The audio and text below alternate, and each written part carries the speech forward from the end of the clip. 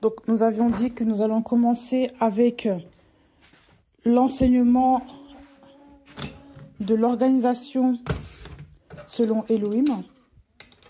Donc, on va regarder aujourd'hui comment est-ce que notre Père, notre Elohim, Yahweh, s'est organisé. Donc, comment est-ce que les choses se font? L'organisation selon Yahweh. C'est ce que nous allons voir aujourd'hui. Donc, nous allons commencer tout d'abord par les origines. Donc, on va commencer par les origines. Voilà. On va commencer dans Bereshit 1er. Donc, Bereshit 1er. Donc, on connaît tous que Bereshit, maintenant, c'est Genèse. Bereshit, c'est le nom hébreu. Ça veut dire commencement.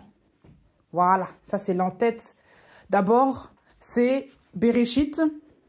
Le mot Bereshit, que signifie-t-il? Donc, en 1, il faut marquer d'abord que Bereshit signifie le commencement.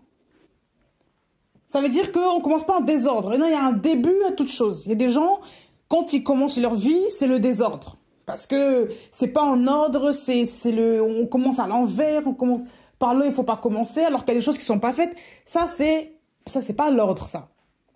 L'ordre selon Elohim, c'est Bereshit. D'accord? Donc, le Bereshit en hébreu, ça signifie au commencement. D'accord? Ça signifie le commencement. Commencement, on va mettre la définition en hébreu. On va s'appuyer d'abord sur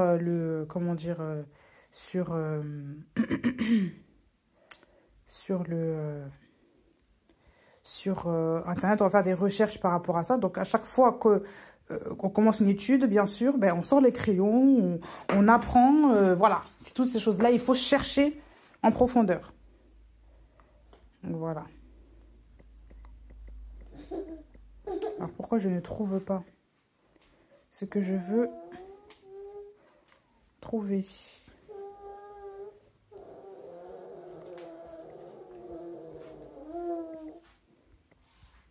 Tac.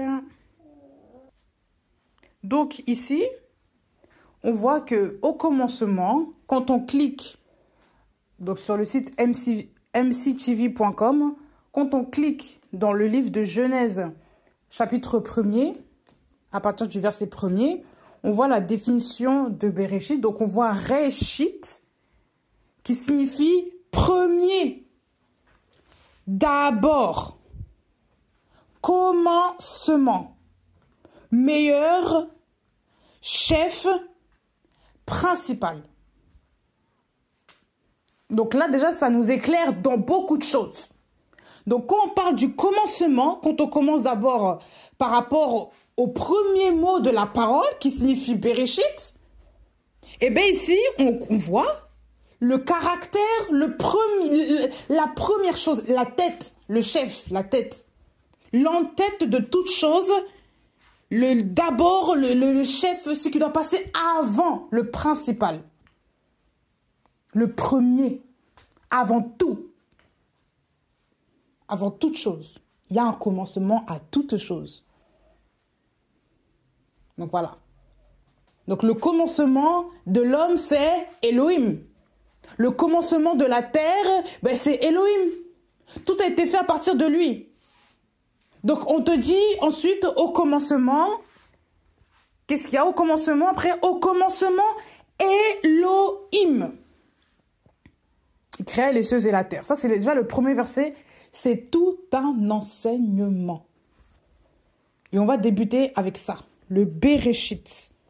Le Bereshit, le commencement. Donc, on a vu que quand on voit le mot Reshit, dans Genèse, ça signifie d'abord, ce qui est avant toute chose, le premier, le meilleur, le chef, le principal.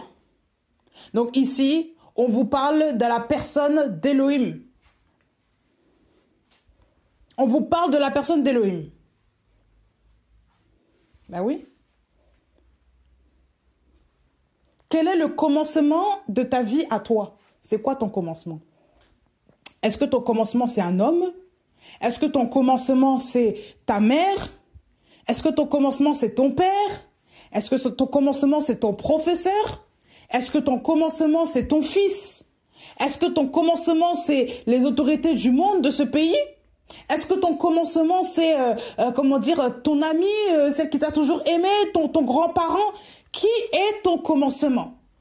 Donc d'abord, ici, on voit que, eh ben, il y a des gens qui mettent comme commencement des personnes dans leur vie. Ça veut dire qu'elles mettent des personnes dans leur vie avant toute chose. Avant de prendre des décisions, elles passent par ces personnes. Par exemple, avant de te marier, bah, tu demandes l'aval de ta copine. Toutes tes décisions de vie ne sont dirigées que par ta copine. C'est elle ton commencement. Ah oui? Ton commencement, c'est pas je ne sais qui. Ton commencement, c'est ta copine. Ah bah oui. Si pour toi, il est plus important que toute autre chose de confier ta vie, de prendre des décisions en fonction de ton père est ton commencement. Il est ton d'abord, il est ton meilleur, il est ton chef, il est ton principal. Il est le premier. Ça veut dire c'est lui que tu places au-dessus de ta vie pour te gérer. On va voir que les choses ne se passent pas ainsi. Donc là, on a vu qui est le commencement. Donc ça peut être une personne. Ça peut être ton mari, ta femme, ton frère, ta sœur, ton cousin, ta cousine, ton ami, peu importe. C'est une personne, ça peut être une personne. Qu'est-ce qui est ton commencement? Ça peut être aussi une chose. Donc ici, on va mettre que le commencement, eh ben selon les hommes, il y a les personnes. Hein? Donc en grand 1, Bereshit, le commencement.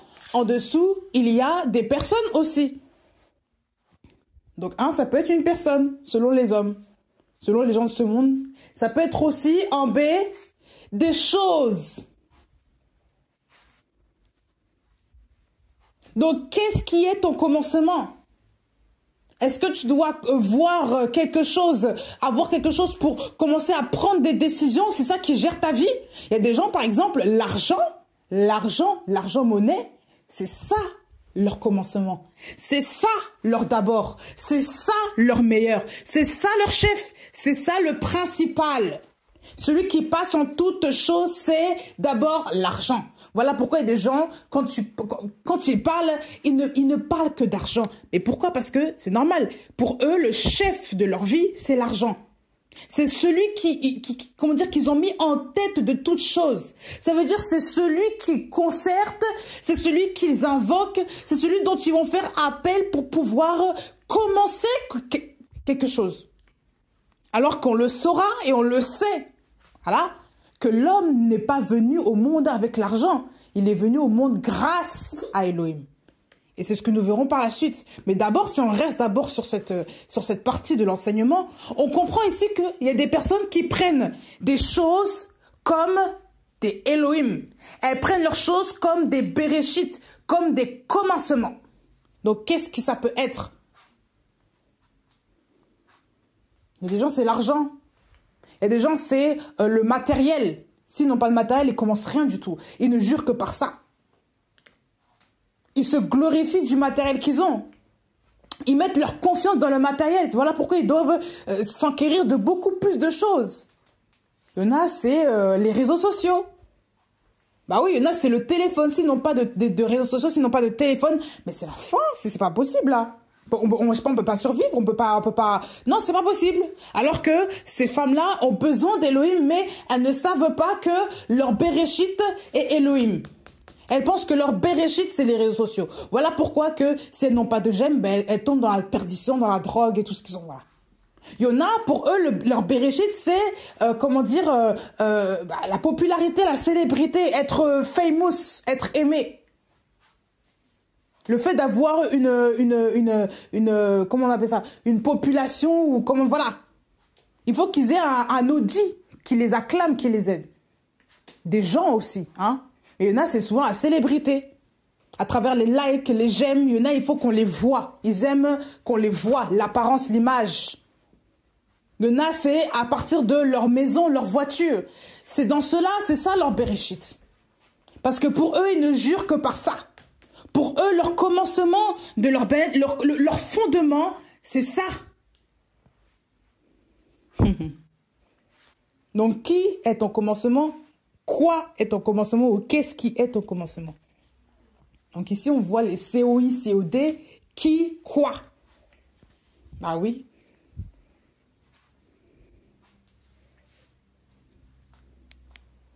Qu'est-ce qui te gouverne? Quel est le commencement de ta vie? Il y a des gens, pour eux, ils ont oublié même leurs parents. Pour eux, le commencement de leur vie, c'est leurs petits copains, leurs petites copines, leurs amis, leurs frères et sœurs. C'est ça leur commencement. Alors qu'ils oublient qu'il y a des parents qui les ont mis au monde d'abord. Et ça, on oublie souvent nos parents. Bah oui, il y a des gens qui oublient leurs parents. On ne dit pas que ce sont eux qui sont au-dessus d'Elohim. Non, c'est pas ça. Mais il faut comprendre qu'il y a des gens qui négligent leurs parents plus que... alors qu'ils font attention à leurs amis, aux autres, mais les parents, ils les négligent. Surtout quand on sort de la famille, quand on part de la famille, bon, on oublie d'appeler les parents, on prend pas de nouvelles, on passe même pas un coucou, on passe 10 ans dehors sans même voir ses parents. Ça, on trouve ça normal. En tant qu'enfant d'Elohim, en tant que chrétien, il y a quand même des limites à avoir. Hein. Il y a quand même une régularité à avoir avec ses parents. C'est très important de prendre soin des siens. Même si tu ne peux pas prendre soin des tiens de manière physique, matérielle, mais même juste passer un coup de fil, rendre visite à une personne et lui faire savoir que tu es là, que tu prends soin d'elle, même juste par ta présence, ça c'est déjà une marque de l'esprit, une marque de savoir que nous avons le Saint-Esprit. Le Saint-Esprit n'est pas un esprit de rejet, n'est pas un esprit de rancune, ni de peur, ni de honte. Il est l'esprit de l'amour. Donc même si tes parents ont des caractères parfois spéciaux, on ne te demande pas de passer tes journées avec, mais juste parfois de passer un coup de fil, un coucou, un bonjour, et ensuite de savoir que, voilà, que tu penses à eux, même ta présence, pour eux, c'est un soin. Il y a des gens, même le fait de parler avec eux, pour eux, ça les soigne. Ça leur fait du bien. Donc, il y a des gens qui ont besoin simplement d'attention. Ils n'ont pas forcément besoin du matériel. Juste l'attention. Juste ça. Ça, c'est important. Il faut savoir avoir le juste milieu. Ça, c'est aussi très, très spirituel de s'occuper des siens. Hein? 1 Timothée 5, verset 8. Celui qui ne prend pas soin des siens, il est pire qu'un incrédule. C'est ce que la parole d'Elohim dit. Donc ça veut dire qu'il faut prendre soin des siens. Et le soin, c'est pas forcément faire tout le ménage chez les personnes. C'est pas forcément ça. On ne parle pas de faire toutes les corvées d'une personne. On vous parle même d'être dans l'attention envers l'autre. C'est ça le soin. Être attentionné envers l'autre. Ça veut dire que quand quelqu'un a besoin de quelque chose, selon toi, selon tes besoins, tu lui apportes. Selon ce que tu as, tu lui apportes ce dont elle a besoin. Si c'est le fait de parler, accorde-lui un temps de parole. Si c'est le fait de venir se promener dans un jardin, accorde-lui ce temps-là. Si il t'est permis de le faire. Parce que c'est ta famille. À moins que le Seigneur ne te parle clairement par rapport à une autre directive, mais d'abord, la parole nous parle clairement de prendre soin de nos familles. Voilà, c'est ça aussi l'évangile. Prendre soin des siens, c'est important. Prendre soin des siens. On refait la parenthèse dessus. Mais il y a quand même un Béréchit là. Il y a le commencement des choses. D'abord.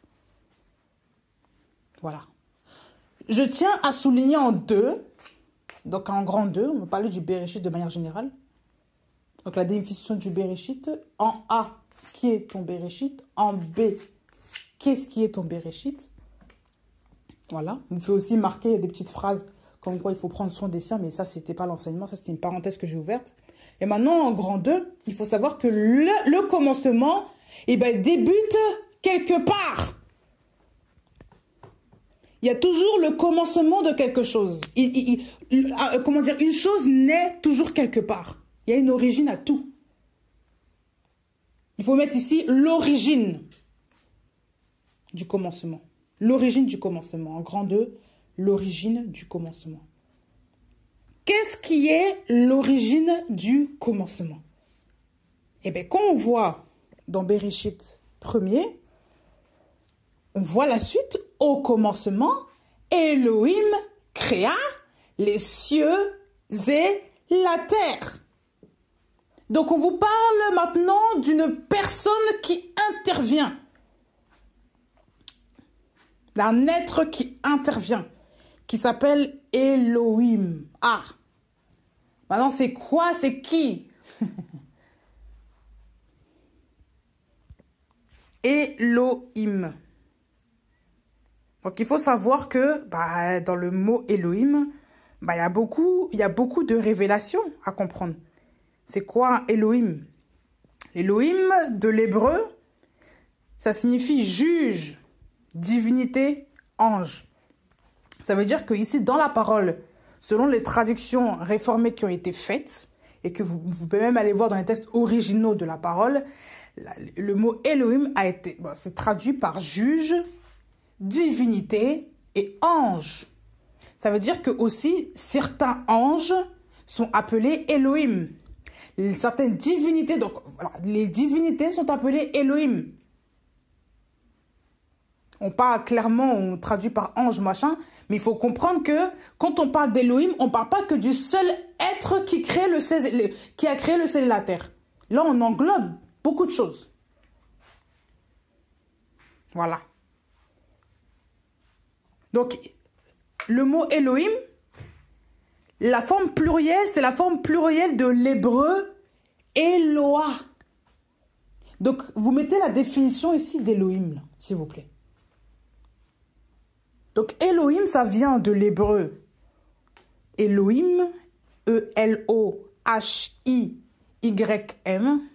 qui signifie juge, divinité, ange. Donc, voilà.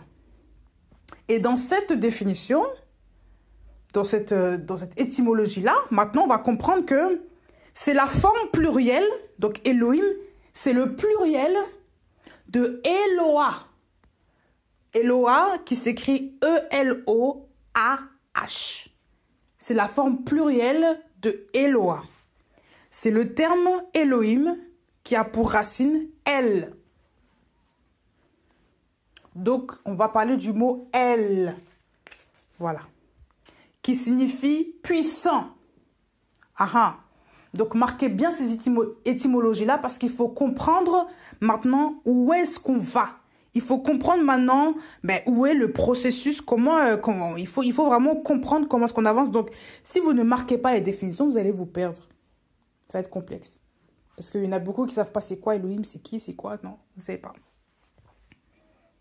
Donc, le El signifie puissant. Donc, c'est considéré comme le titre Elohim.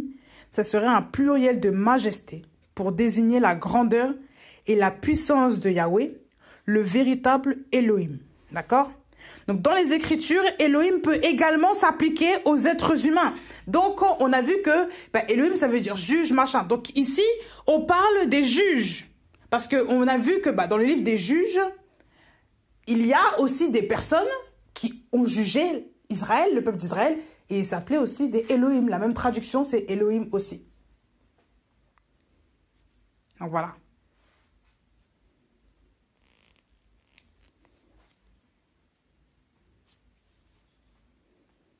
Donc le mot Elohim, ça s'est attribué à ange, donc divinité païenne, ça on l'a vu.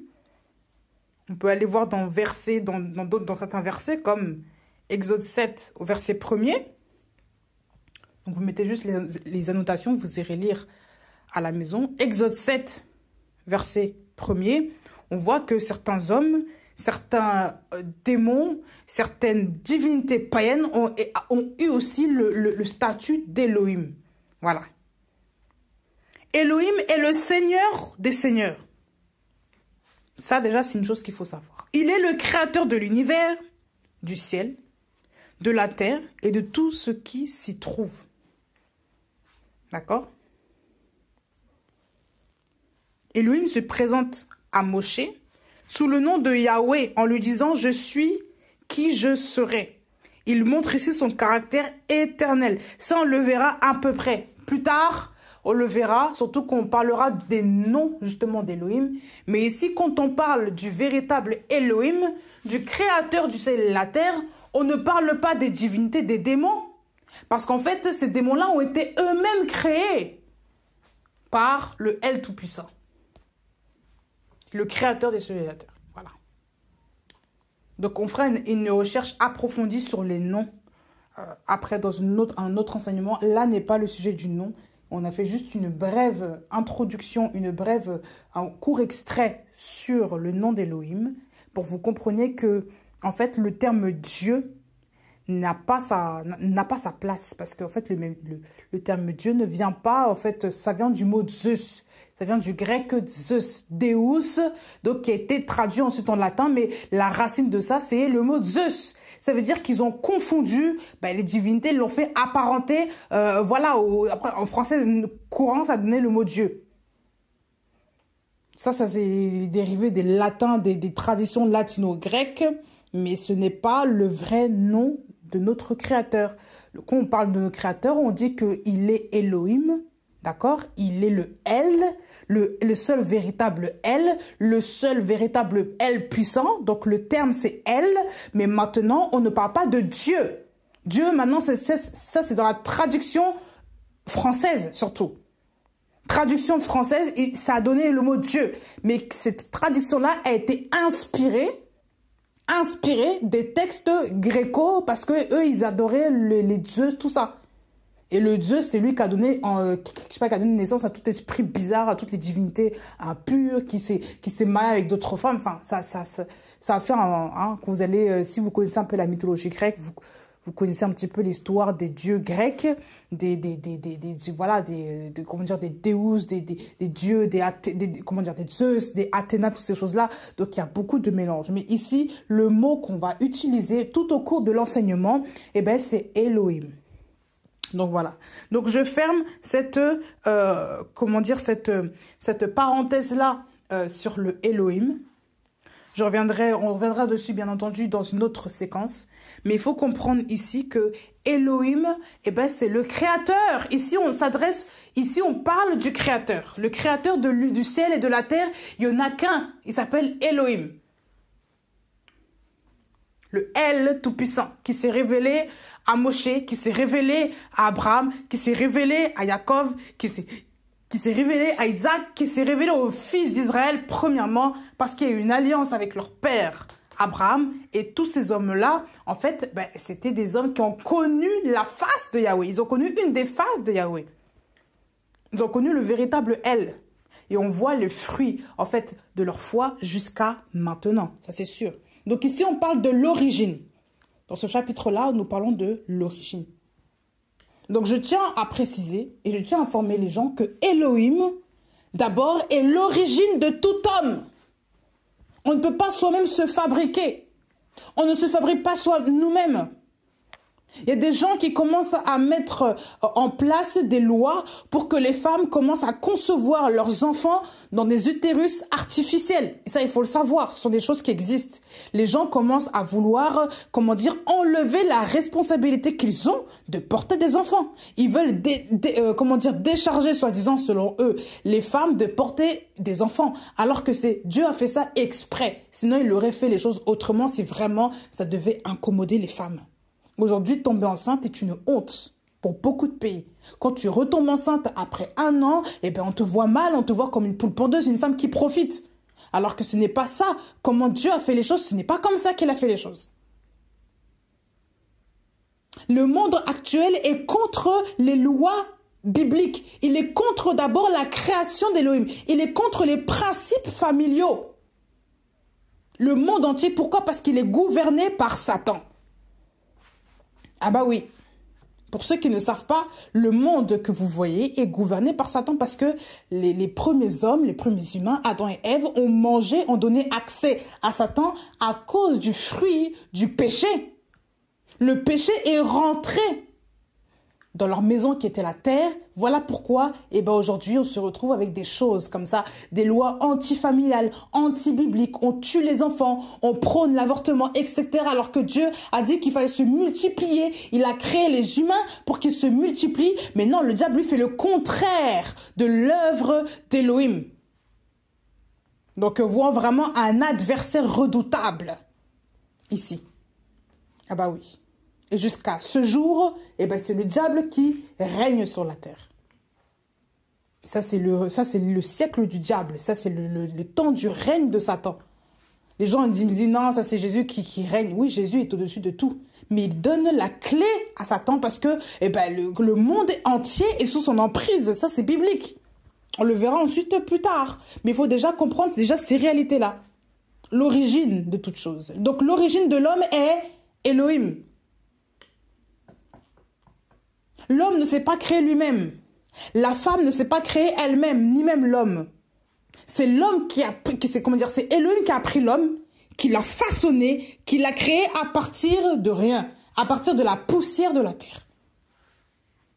Ah bah oui. Donc on va voir ça tout de suite, parce qu'il y a des gens qui vont dire encore que ce n'est pas vrai. Donc on va voir ça dans Bereshit 2. L'homme physique. Comment est-ce que l'homme a été créé? Bereshit 2, Yahweh Elohim forma l'être humain de la poussière du sol. Je tiens à préciser, vous voyez, dans cette version-là, dans ce verset-là, donc dans Bereshit 2, dans le chapitre 2, à partir du verset 7, ici, on voit ici que devant le mot Elohim, c'est Yahweh. Donc, c'est pas n'importe quel Elohim ici. Ici, c'est Yahweh Elohim. Comprenez-vous? C'est Yahweh Elohim. Donc, on vous dit que Yahweh Elohim forma l'être humain de la poussière du sol. Il le forma de la poussière du sol.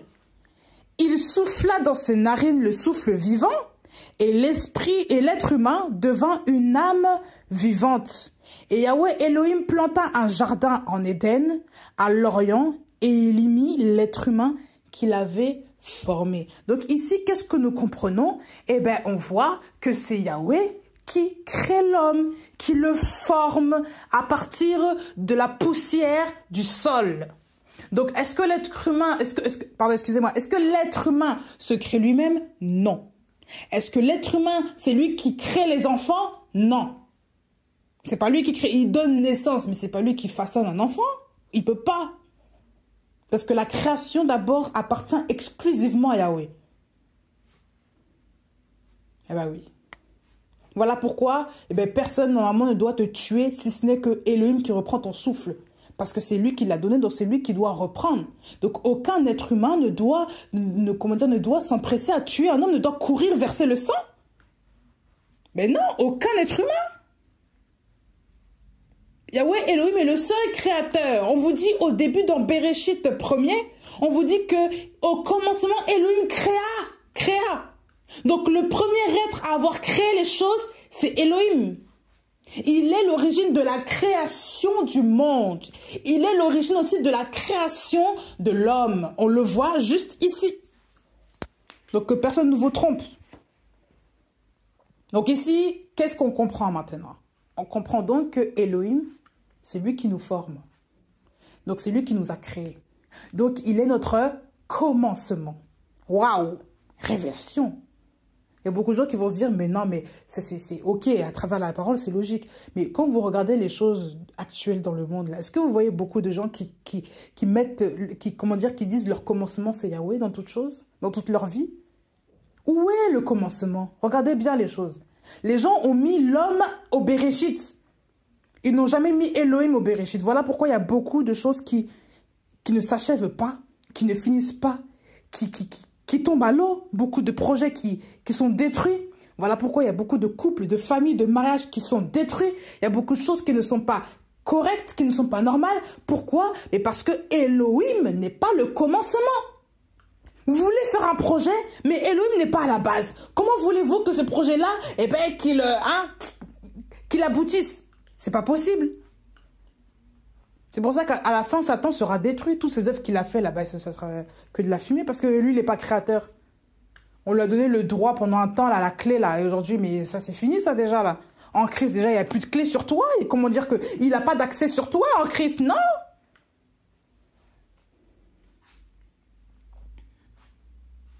Il y a des personnes qui ne savent pas Quelle est leur place dans leur vie de tous les jours? Quelle est leur place dans leur foyer? Quelle est leur place dans leur travail? Quelle est leur place dans je ne sais quoi, dans quelle organisation? Pourquoi? Parce qu'ils ne sont pas connectés avec Elohim qui est le commencement. Tout simplement, ils sont tellement agités parce qu'ils veulent avoir une chose, mais ils oublient que Elohim est celui qui crée les choses. Ça, ils ont oublié. Voilà pourquoi il y a des gens qui sont agités, qui sont là, vous ne savez pas, ils vont là, après ils s'arrêtent, après ils reviennent, ils prennent une décision, et ensuite ils changent, et ensuite ils ne savent pas. Et on est tellement ébouriffés, on est tellement dans l'effervescence. Pourquoi? Parce que Elohim n'est pas le commencement. Voilà pourquoi vous voyez des gens qui ont peur. Ils sont tétanisés par les choses de la vie. Parce qu'ils n'ont pas compris déjà juste l'enseignement. Déjà que, ici, s'ils lisaient la parole, ils allaient voir que c'est Yahweh Elohim qui forma l'être humain et qui souffla dans ses narines le souffle vivant. Donc c'est Yahweh même qui maintient ton souffle, qui te l'a donné ce souffle. C'est lui qui te donne la vie. C'est lui qui te donne de respirer pour que, soi-disant, tu t'inquiètes. Il te donne même la réflexion. Donc, si tu sais que ce Elohim existe et qu'il te donne aussi la réflexion, le souffle de vie, tout ça, il faut d'abord se référer à lui aussi pour toute ta vie entière. Parce qu'il est le one de l'homme, il est le premier, il est le d'abord, il est le chef, il est le principal, il est le meilleur, il est le commencement, le avant toute chose, le premier.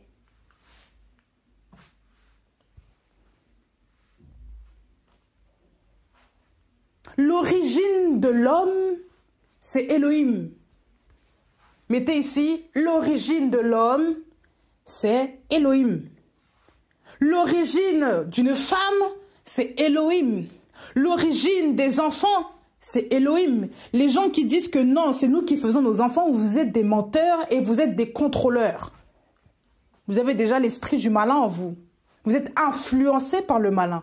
Comment pouvez-vous dire avec une telle orgueil que c'est vous qui créez des enfants? Vous n'avez pas le droit de dire ça.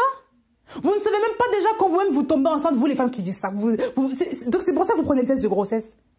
C'est ça aussi, comment dire, vos prophètes là, matériels, là, les tests de grossesse, c'est ça. Si vous avez foi en Elohim, vous n'allez pas prendre des tests de grossesse pour vérifier si vous êtes enceinte ou pas. Quelle est cette peur-là? Si je tombe enceinte, et alors? C'est une grâce d'avoir des enfants. Parce que qu'est-ce que la parole de Dieu dit à l'origine? Multipliez-vous. Vous voulez faire le contraire de ce que la parole de Dieu dit. C'est pour ça qu'aujourd'hui, on voit des gens qui sont là, comment dire, oui, on va commencer à dire des discours comme la population est vieillie, voilà, il faut des, voilà, telle population d'un pays est vieille, donc il faut qu'on, voilà, il faut relancer la natalité, toutes ces choses, parce que les gens ont banni Elohim. Ils ont banni Elohim de leur loi. Ils ont banni Elohim de leur vie.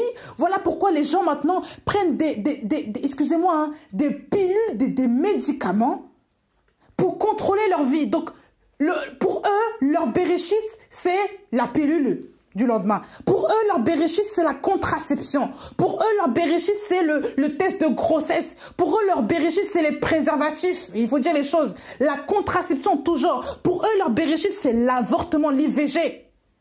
Parce qu'on ne veut pas de la loi de Yahweh. On ne veut pas que Yahweh accomplisse, fasse soi-disant, selon eux, hein, du n'importe quoi. Ça, c'est une vie désordonnée d'avoir des enfants, ça et là. Mais qui donne les enfants? Est-ce que c'est la femme qui a créé ses enfants en cachette pour pouvoir l'accuser d'avoir tant d'enfants? Qu'est-ce qui ouvre et qui ferme la matrice d'une femme? Est-ce que c'est une femme? Est-ce que c'est un homme? Et les médecins qui font ça, de quel droit se donnent-ils pour fermer les trompes d'une femme? Et pour je ne sais pas quoi, pour accélérer les choses, soi-disant. De quel droit? Si vous êtes chrétien, vous savez d'abord que votre corps est la propriété de Yahweh. C'est la propriété du Seigneur Yahushua. Donc les médecins n'ont pas à toucher vos trompes.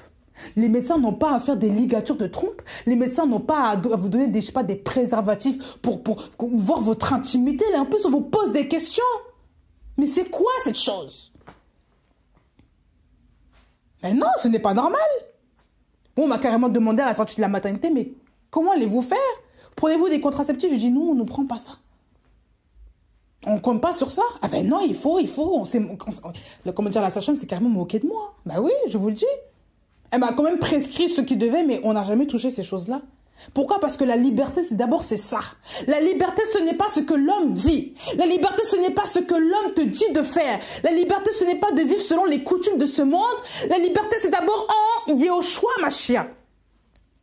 Yehoshua qui m'a dit que c'est, comment dire, que tu connaîtras la vérité et la vérité te rendra libre. Je suis libre sans ces cachets, sans ces pilules. Je suis libre, je suis une femme libre. Et oui, parce que je connais mon créateur, je connais ses origines. Et s'il veut me donner des enfants, eh ben, il sait quand est le moment, il saura m'organiser pour que je puisse accueillir cet enfant-là.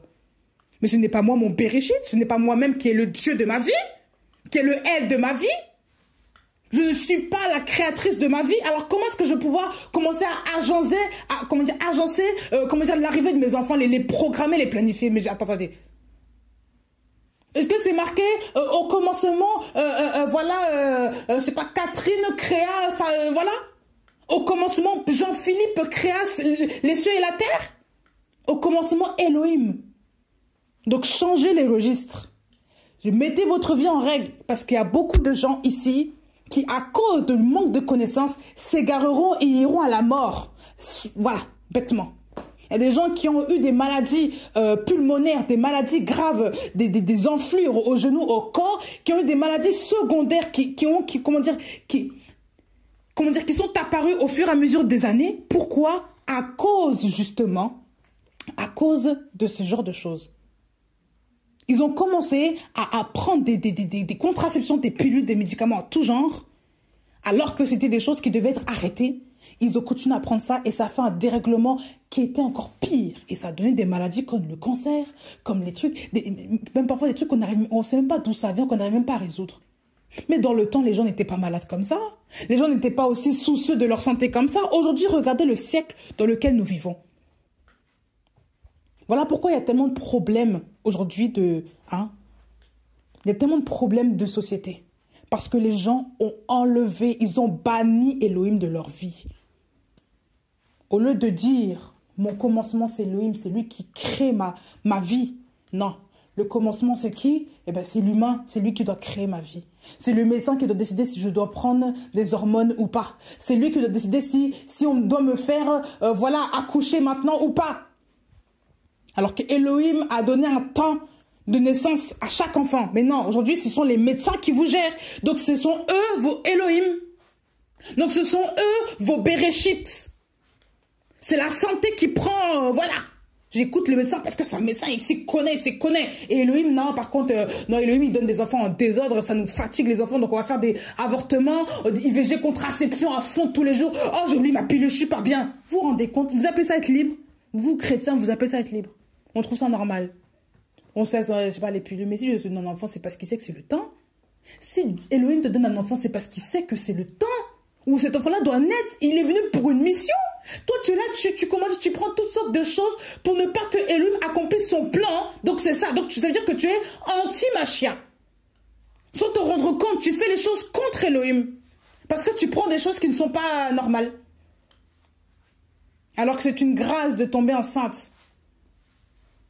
Qui est-ce qui vous a dit? C'est marqué dans quelle Bible, dans quel verset? Montrez-moi juste un verset où c'est marqué que maudit est la femme qui tombe enceinte. C'est marqué où? Même lorsque Ève a péché, on n'a jamais écrit ça.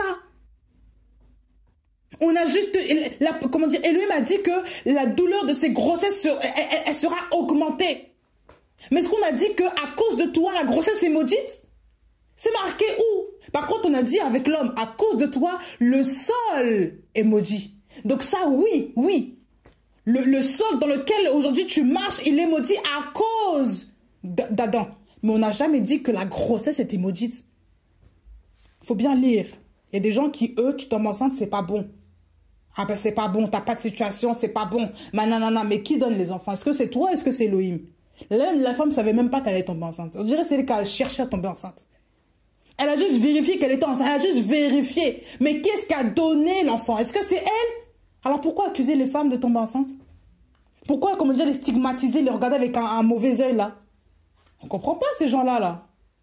Ça, ce sont des gens qui sont aigris. Pourquoi? Parce qu'en vérité, ils n'aiment pas les enfants. Quand vous grattez un peu, il y a un problème là. Parce que quand tu aimes les enfants, tu ne vas jamais te plaindre de la naissance d'un enfant. Tu ne te plaindras jamais de ça. Comment ça se fait que vous êtes en arrivé jusque-là? À vouloir haïr même que les gens fassent des enfants. C'est pour ça que la population vieillit, parce qu'il n'y a pas d'enfants.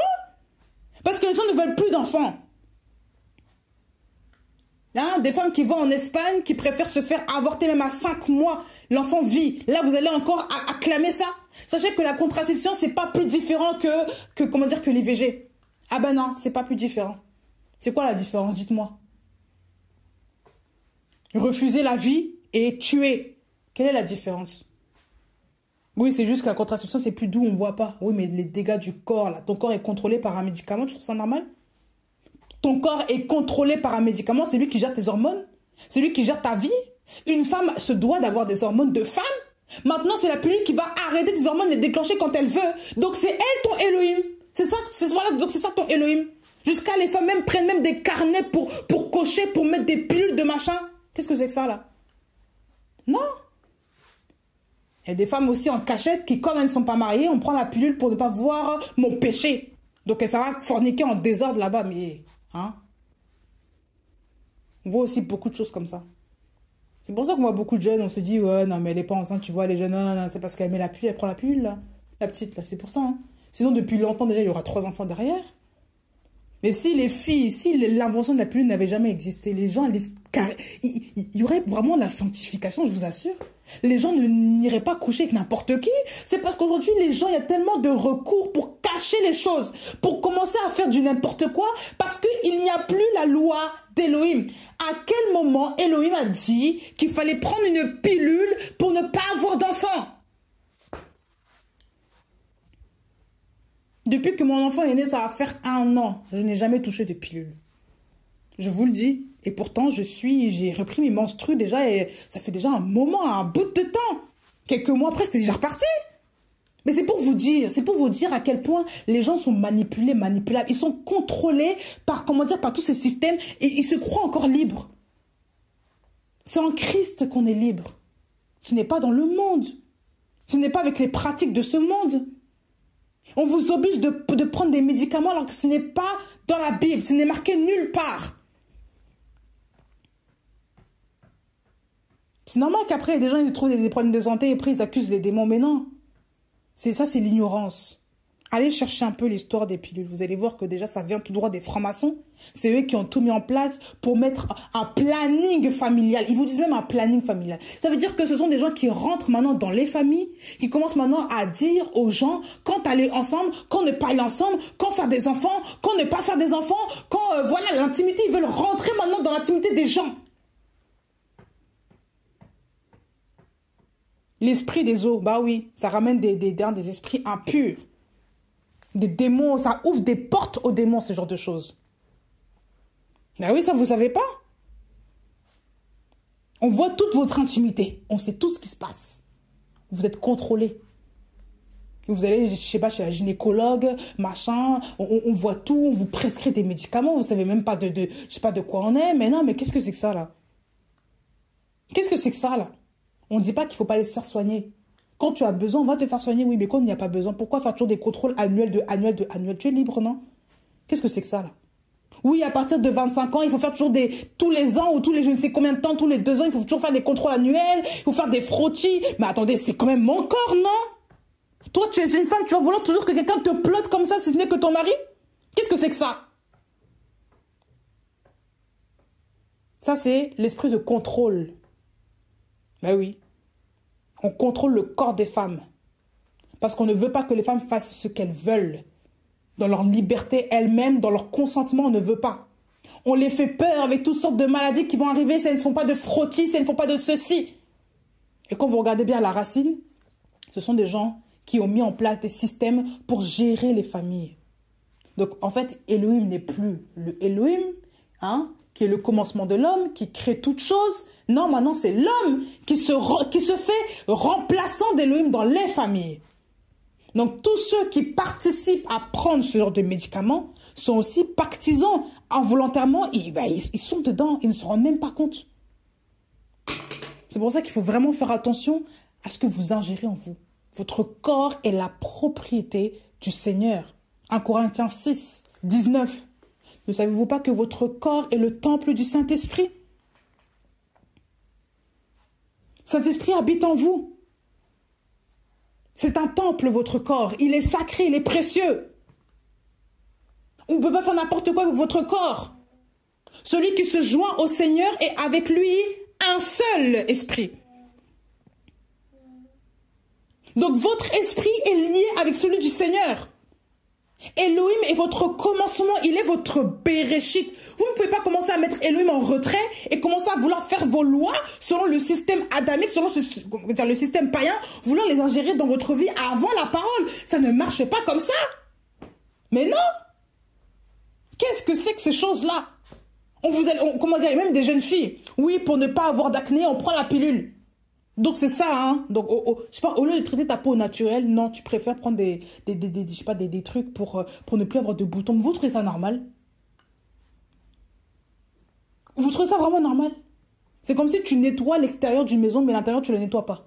C'est la même chose. Il y a un problème quand même. Il faut aller en profondeur, il faut prendre des choses naturelles. Il y a tout dans la nature. Et c'est Elohim qui crée. On vous dit, Elohim créa le ciel et la terre. Dans la terre, on va le voir plus tard, mais même quand vous voyez la création d'Elohim, Elohim a fait quoi? Elohim a créé toutes sortes au troisième jour. Il a créé les mers, la terre et la végétation. Ah oui? Regardez, Bereshit 1er, au verset 11. Elohim avait dit, la terre produira de la végétation, de l'herbe semant de la semence, et l'arbre fruitier faisant du fruit selon son espèce, dont la semence était en lui sur la terre. Il en fut ainsi. Verset 12, la terre fit sortir de la végétation, de l'herbe semant de la semence, selon son espèce, et de l'arbre faisant du fruit, dont la semence était en lui, selon son espèce. Elohim vit que cela était bon. Il y a beaucoup de choses dans la nature que beaucoup de gens ne connaissent pas. Pourquoi? Parce que, en fait, on est dans un système aujourd'hui où il n'y a que la ville, il n'y a plus de plantes, il n'y a plus rien. On vit en dehors de la nature, on vit avec du béton partout. Donc forcément, les gens ne connaissent pas les vertus de la nature. Ils ne sont pas proches des arbres. Ils ne sont pas en contact avec la nature. Donc ils ne connaissent pas les plantes pour se soigner naturellement. Ils ne font même pas de recherche. Ils préfèrent directement aller dans une pharmacie, prendre des médicaments qui ne vont rien faire, au lieu d'aller naturellement dans faire des recherches pour avoir des choses naturel que Elohim a créé, voir des plantes, des choses qui sont dans la nature.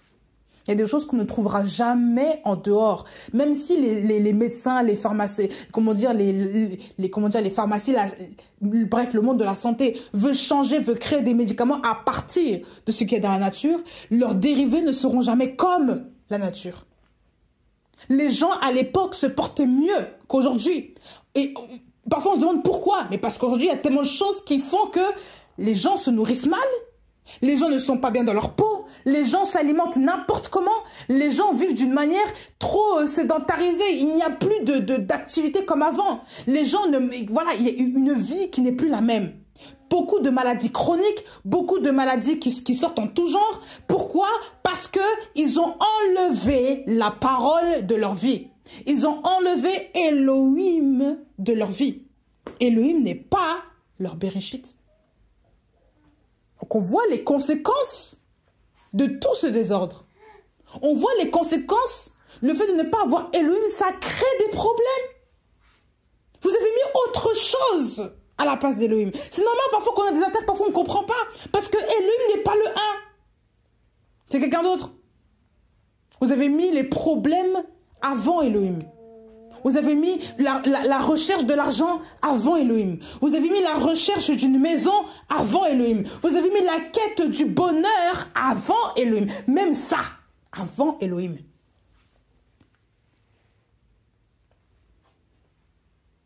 Qu'est-ce que la parole de Dieu dit? Qu'est-ce que la parole d'Elohim dit?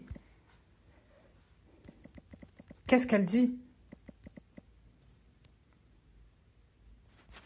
Matthieu 6, verset 33.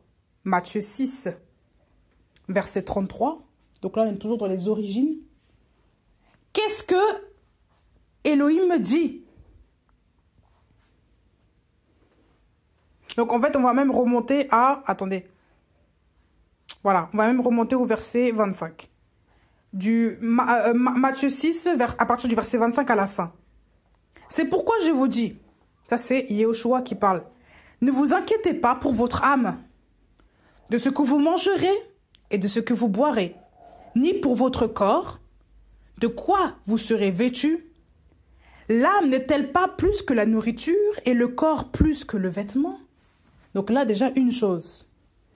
Ici, notre maître, Yehoshua, notre rabbi, notre père, notre commencement, notre fondement, notre chef, hein, nous dit, ne vous inquiétez pas pour votre âme, de ce que vous mangerez et de ce que vous boirez, ni pour votre corps, de quoi serez-vous vêtus. Donc il y a des gens qui s'inquiètent, qui recherchent en fait la nourriture, la boisson, le vêtement, ce qui est en fait primaire à l'homme.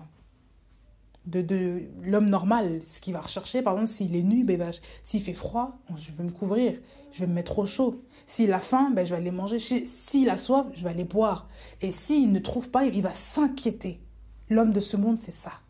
Mais ici, notre rabbi, qui est notre repos, notre rabouni, qui est notre repos, qui est notre quiétude, nous dit, ne vous inquiétez pas pour votre âme. Ça veut dire pourquoi? Que notre âme est troublée, notre âme est, comment dire, est dans l'angoisse. C'est là où il y a le siège des émotions, c'est là où il y a la quiétude ou l'inquiétude, c'est là où il y a la joie et la colère, la tristesse, toutes sortes de choses qui peuvent bouleverser l'âme. Ici, on voit que l'âme, il parle de l'âme. Il a dit pas, t'inquiète pas pour toi, il a dit, ne vous inquiétez pas pour votre âme. Ça veut dire que d'abord, c'est l'âme qui est attaquée. L'âme prend un coup. Physiquement, peut-être que tu souris. On ne voit pas. Mais ton âme, c'est comment? Ton cœur, il bat. Franchement, t'es pas bien. Tu penses à toutes sortes de choses. Tu te dis, mais comment? Tu te poses 1000 questions. Ici, notre chef, notre commencement nous dit, ne vous inquiétez pas pour votre âme. Ni pour votre corps.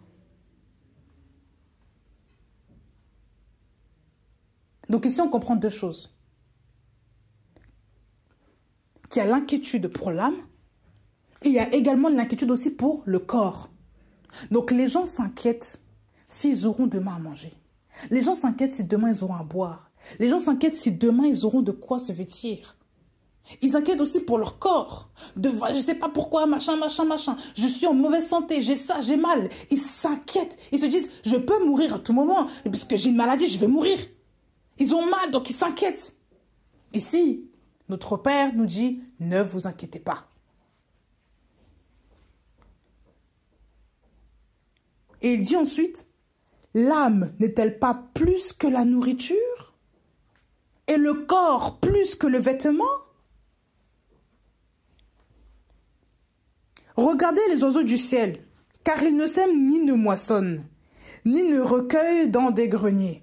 Et cependant, votre Père céleste les nourrit. Ah, n'êtes-vous pas beaucoup plus excellent qu'eux?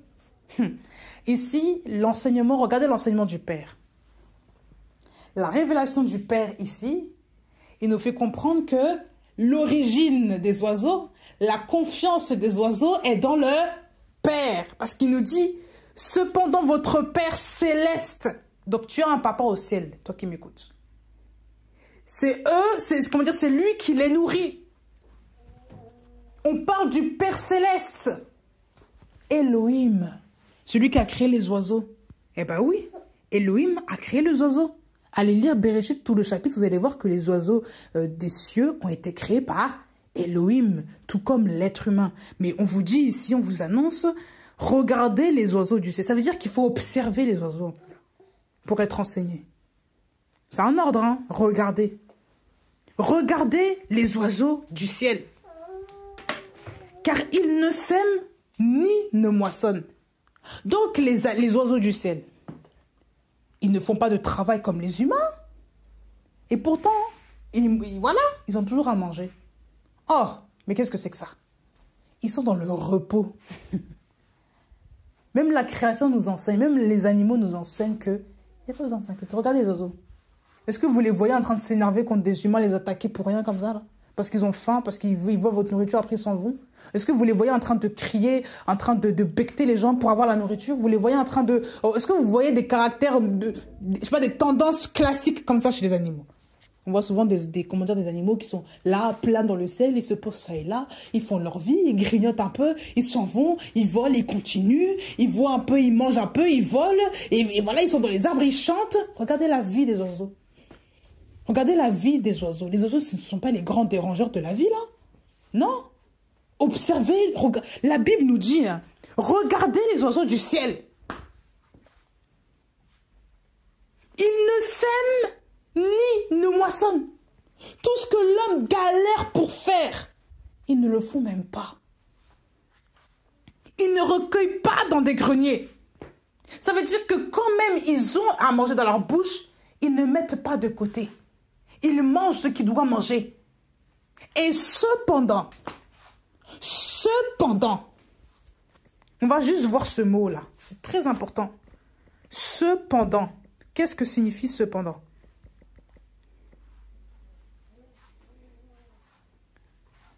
Et cependant. Cependant, ça exprime ici dans le dictionnaire le Robert, ça exprime une opposition, une restriction. Donc il y a une opposition avec la phrase d'avant. On te dit que les oiseaux, ils n'ont rien, ils ne moissonnent pas, ils ne sèment pas, ils n'amassent pas dans des greniers. Et ensuite, on te dit à la suite de la phrase, et cependant. Ça veut dire, c'est opposé. Là, il y a une opposition, là, maintenant. On te montre ici qu'il y a un problème, il y a une opposition. Cependant, c'est quoi l'opposition? Bien que ces animaux-là ne font rien, ils n'ont pas de quoi, ils ne travaillent pas comme l'homme, on vous dit que le Père, votre Père céleste les nourrit. Votre Père céleste, on vous dit votre Père, votre papa. C'est comme si vous ne faites rien. Vous êtes dans la maison de votre Père, vous vous inquiétez de ne pas manger, et votre Père, il est dehors, il nourrit des animaux. Mais pourtant, vous savez que votre Père, il nourrit, s'il nourrit les animaux, ça veut dire qu'il a il a à manger, n'est-ce pas? Vous êtes là, vous inquiétez dans la maison, je mangeais quoi. Mais vous savez que votre papa, il nourrit les animaux dehors. Ça veut dire que s'il nourrit, ça veut dire que il a pris l'argent pour acheter les graines là pour les nourrir. Ça veut dire qu'il a de quoi nourrir les gens. Est-ce que vous ne comprenez pas ce que je suis en train de dire là? On vous dit cependant. On n'a pas dit le Père Céleste les nourrit. On a dit votre Père Céleste. Votre. Vous. C'est à vous. C'est votre papa. Votre Père Céleste les nourrit. On n'a pas dit le Père des oiseaux les nourrit. On a dit votre Père Céleste. Celui qui est céleste. Le Père, celui qui a créé les cieux et la terre. C'est lui qui les nourrit. Donc les oiseaux, même quand vous les voyez qui mangent ça et là, vous les toujours avec un morceau de truc dans la bouche, là, dans le bec, pardon. Ben, en fait, c'est pas eux qui se nourrissent, c'est Yahweh qui leur donne. On comprend ici que c'est Yahweh qui leur accorde de manger. Est-ce que vous avez déjà vu un oiseau mourir de faim parce qu'ils meurent de faim souvent quand ils sont dans des cages, vous oubliez de leur donner à manger. Mettez-les dans la nature, ils ne vont jamais mourir de faim parce qu'ils sont chez eux. Ça, la terre là, voilà, ça c'était pour eux. Voilà. Ah oui. Toujours dans les arbres, vous les voyez, ils mangent des petits trucs, ils mangent des petits vers, ils mangent des petites graines, un peu de pain, tout ça. Vous les voyez, ils sont heureux. Ben oui. Dans la nature, les animaux ne meurent pas de faim. Jamais. C'est quand vous les enfermez qu'ils sont là, ils sont malheureux. Je sais pas, non. Ils sont dans des cages, dans des trucs chelous, dans des trucs bizarres. C'est normal qu'ils sont pas heureux, là. Mais si vous laissez dans la nature, là, leur père les nourrit. Comment dire, votre Père Céleste, pardon, les nourrit. C'est Yahweh qui s'occupe de la nourriture des animaux. Et ensuite, on te dit, n'êtes-vous pas beaucoup plus excellent qu'eux? Beaucoup plus. C'est une question. N'es-tu pas plus excellent que ces oiseaux? Ça veut dire quoi, excellent? Qu'est-ce que cela signifie? Le mot excellent. Ça veut dire très bon, admirable, merveilleux, parfait, supérieur. Donc en fait là, Yoshua est en train de dire, toi n'es-tu pas plus merveilleuse que ces oiseaux? Parce que tu as été créée à l'image d'Élohim, donc forcément oui. N'es-tu pas plus parfaite que ces animaux? N'es-tu pas supérieure à eux? N'es-tu pas admirable par rapport à eux? N'es-tu pas mieux qu'eux, simplement? Tu n'es pas beaucoup plus meilleur que ces animaux? Ça se dit pas, hein. Beaucoup mieux, on dit. Pas beaucoup plus meilleur. Non, beaucoup mieux. N'es-tu pas beaucoup plus admirable que ces petits oiseaux-là qui mangent tout le temps, toujours un truc dans le bec, là? Pourtant, toi, tu n'as rien à manger, tu regardes ton frigo, tu pleures? Et de qui, de vous, par ses inquiétudes, peut ajouter une coudée à sa stature? Ici, le Père vous parle. Toi, par tes inquiétudes, tu ajoutes quoi? Est-ce que tu peux ajouter une coudée à ta stature? Donc, 1 mètre. Est-ce que tu peux rajouter 1,5 mètre, 2 mètres, 50 cm à ta stature? Tu peux même pas. Donc, ça sert à quoi?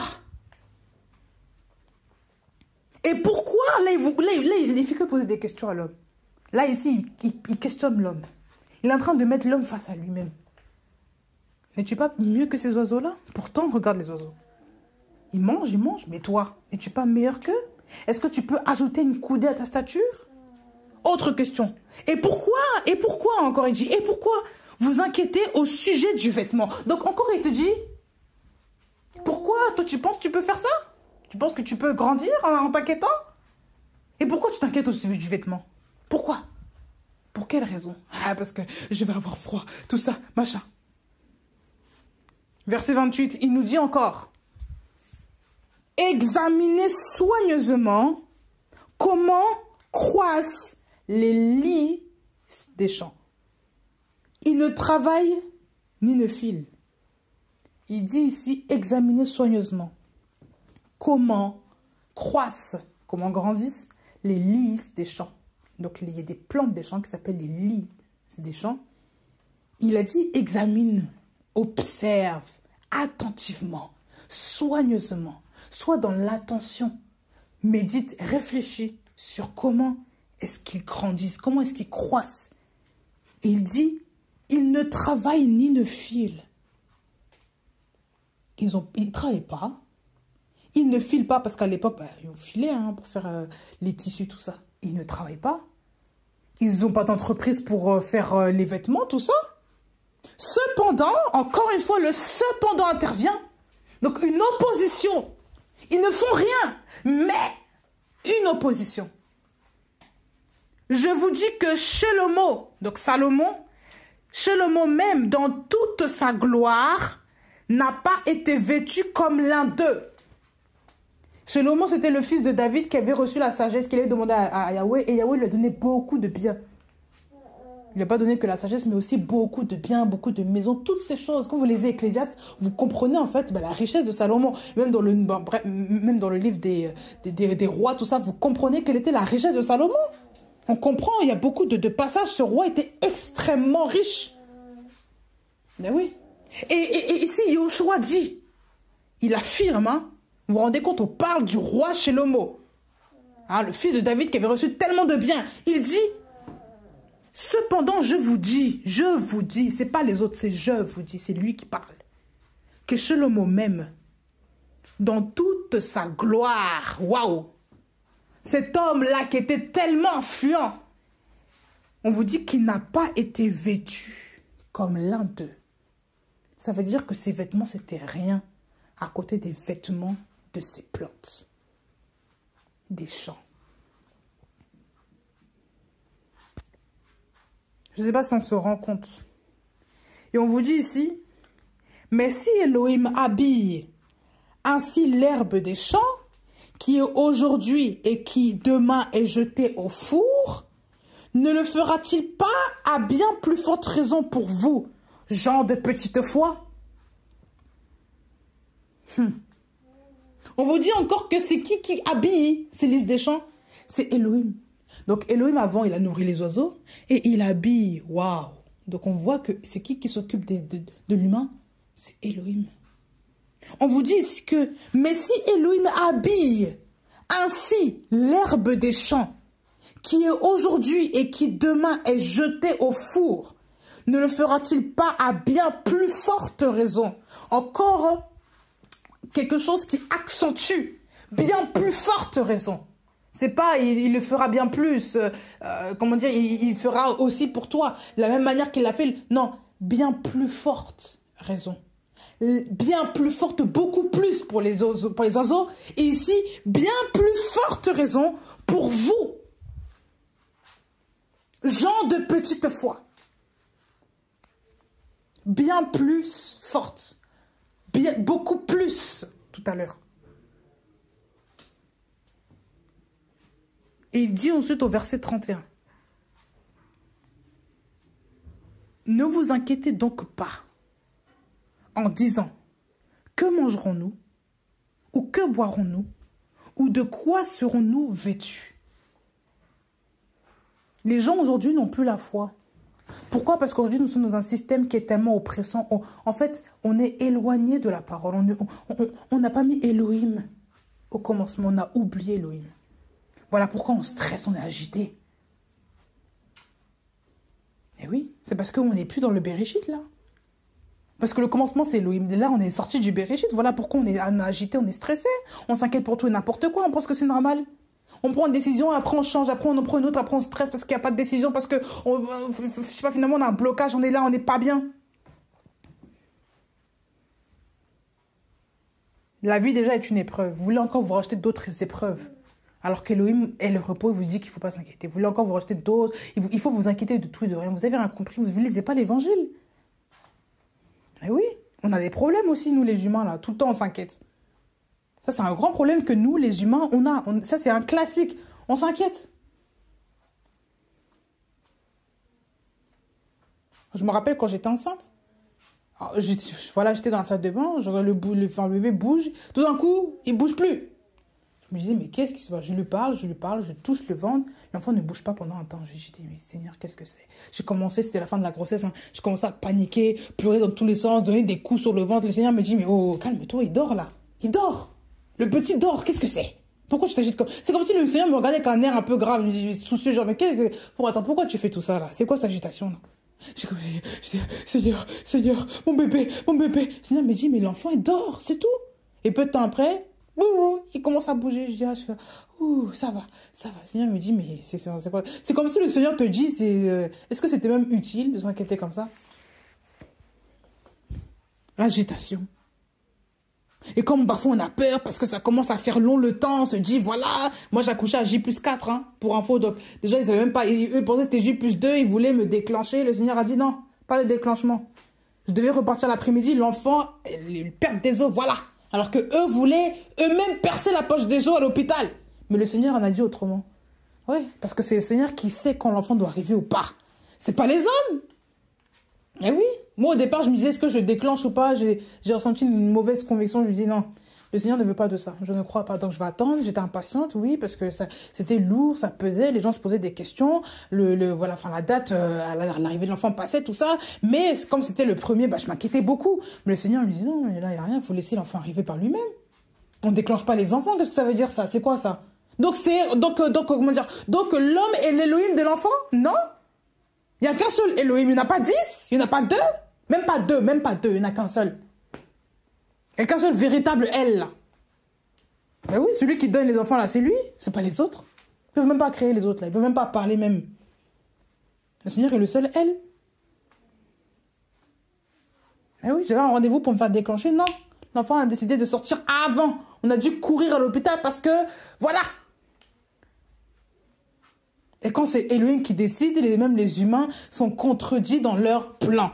Eh ben oui, c'est pour ça qu'il faut arrêter de s'inquiéter. Je termine avec ces versets-là. Ne vous inquiétez pas, donc, en disant, que mangerons-nous, que boirons-nous, de quoi serons-nous vêtus? Car ce sont les nations qui cherchent sérieusement toutes ces choses. Mais votre Père Céleste, encore une fois, votre Père Céleste, sait que vous avez besoin de toutes ces choses. Ici, dans ce verset-là, on voit beaucoup de choses. On voit vraiment des... On ne voit pas ici des nations. On vous dit que ce sont les nations qui cherchent sérieusement toutes ces choses. C'est elles qui cherchent sérieusement toutes ces choses. Ah oui. Ce sont les nations. Quand on parle des nations, on parle de qui? Eh bien, on parle du monde entier. On n'a pas dit les nations juste du côté nord. Non, le monde entier. Ça veut dire que les nations sont gouvernées par la recherche des choses du siècle présent, les choses de ce monde. Elles sont attirées par la terre. Alors que Elohim veut qu'on soit attiré vers le ciel, qu'on regarde vers le haut, eux ils regardent que par le bas.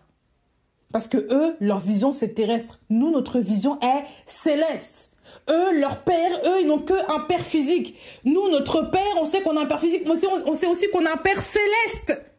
On regarde aux choses d'en haut premièrement, et non pas aux choses d'en bas. Et ici, on voit la suite, on nous dit que votre Père Céleste sait que vous avez besoin de toutes ces choses. Il le sait. Il connaît vos besoins. Le verbe savoir, ça veut dire que tu as la connaissance. On va voir vraiment ça. Regarde, quand on vous dit que il sait, ça veut dire quoi? Ça veut dire quelque chose que l'on identifie et que l'on tient pour réel. Donc le Seigneur a vu tes besoins. Le Seigneur sait que tu n'as pas à manger comme il se doit. Le Seigneur sait que, par exemple, parfois, tu n'as pas de quoi payer certaines choses. Il le sait. Il sait parfois que tu manques même parfois d'un petit verre de lait, de l'eau, du chocolat. Il sait que parfois tu n'as pas, je ne sais pas, une voiture pour te déplacer. Il le sait. Il le sait. Il est conscient. Il connaît la valeur, la portée de ton problème. Il a ça dans son esprit. Vous comprenez? C'est avoir dans l'esprit savoir. Ça veut dire que tu as reçu. Tu as une connaissance de ce qui se passe. On vous dit que votre Père Céleste, sait que vous avez besoin de toutes ces choses. Et ensuite, au verset 33, ici, on voit la clé maintenant. Cherchez, mais cherchez premièrement. Mais, encore une fois, mais. Le mais, que signifie le mais ici? Quand on parle du mais, ça signifie quoi?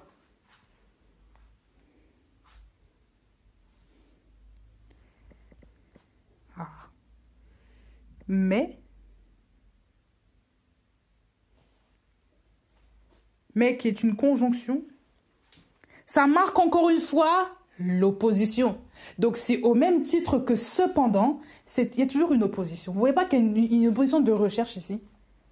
On voit que, comparé voilà, les animaux, on a montré les animaux, ils s'aiment pas, ils moissonnent pas, ils font rien.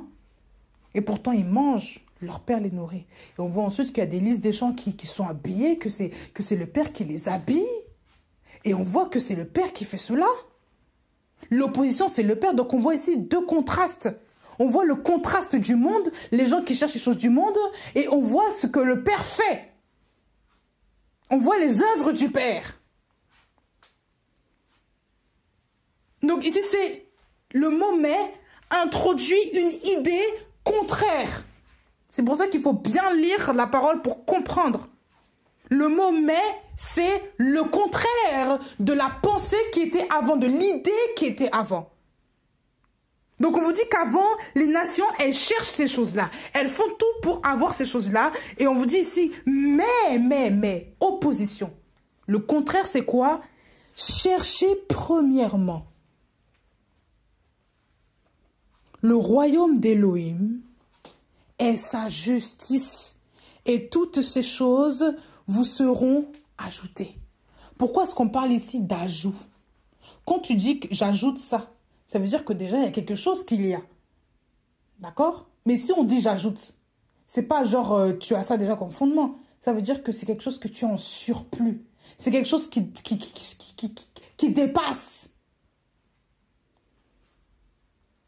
Qui remplit, qui ajoute du poids. Mais c'est pas ça, initialement, qu'il faut avoir. Je sais pas si je me fais comprendre. Ici, mais cherchez premièrement le royaume d'Élohim et sa justice. Et toutes ces choses vous seront ajoutées. Il faut chercher quoi? Premièrement. Ça vous rappelle bien le mot premièrement? Premier, Bereshit, commencement? Premier, quand on avait vu le mot Réchit, on avait vu que d'abord, il y avait le mot premier dedans. Principal, toutes ces choses. Donc ici on dit quoi? On dit qu'il faut chercher quoi? Premièrement. Le royaume d'Élohim. C'est quoi le royaume d'Élohim? Le royaume d'Élohim et sa justice, c'est quoi? Cherchez d'abord les lois du Seigneur. Cherchez d'abord à connaître le Seigneur. Cherchez d'abord à pratiquer les lois du Seigneur. Le royaume, c'est ça. Cherchez d'abord à marcher selon la parole d'Élohim. Cherchez d'abord à craindre Élohim, à faire sa volonté, à marcher dans son repos, à marcher dans sa justice, pratiquer la justice, faire le bien. Montrer l'exemple aux autres à travers sa conduite pieuse. Ne pas être, comment dire, dicté par les lois de ce monde. Parce que, comment dire, cette terre-là est dirigée par les lois iniques, les lois de, comment dire, de Satan. Satan, son royaume, c'est la terre. Voilà pourquoi vous voyez qu'il n'y a aucun pays qui est parfait. Il y a toujours des lois bizarres qui sont votées. Il n'y a pas de sécurité dehors parce que, ben, c'est le règne de Satan. Mais le royaume d'Élohim, c'est fait de paix, de bonté, d'amour, de charité, de pardon, voilà, de joie. C'est ça, le royaume d'Élohim. Elohim est le roi des rois. Il est le seigneur des seigneurs. Il faut d'abord chercher quoi? Le royaume d'Elohim. Ça veut dire qu'ici, on nous fait connaître quoi? Que Elohim est un royaume. Il a un royaume. Ah oui? Il a un royaume. Qu'est-ce que c'est le royaume? C'est l'État qui est gouverné par un roi. Waouh! Une reine. On vous parle ici d'un domaine. Monarchie, royauté, empire, fief, pays, paradis, haut lieu. Le royaume d'Élohim, c'est ça. Sais-tu que si tu n'as pas la foi, tu n'es pas agréable à Elohim? Donc avoir la foi, c'est pas mettre sa confiance dans les choses de ce monde. Avoir la foi, c'est d'abord mettre sa confiance dans les choses qu'Elohim nous a données. Comment dire, c'est pas ça, excusez-moi. Avoir la foi, c'est déjà... Comment dire, c'est déjà faire quoi? C'est déjà savoir que Dieu existe, que Elohim existe et qu'on peut s'en approcher de lui. C'est ça, avoir la foi. Il faut déjà que celui qui est foi croit que Elohim existe. Qu'il s'approche de lui sans craindre.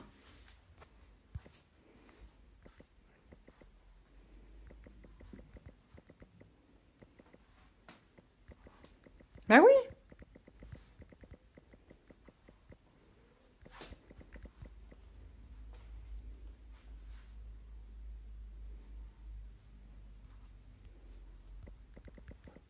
Il faut comprendre les textes. Il faut comprendre. Hébreux 11, verset 6.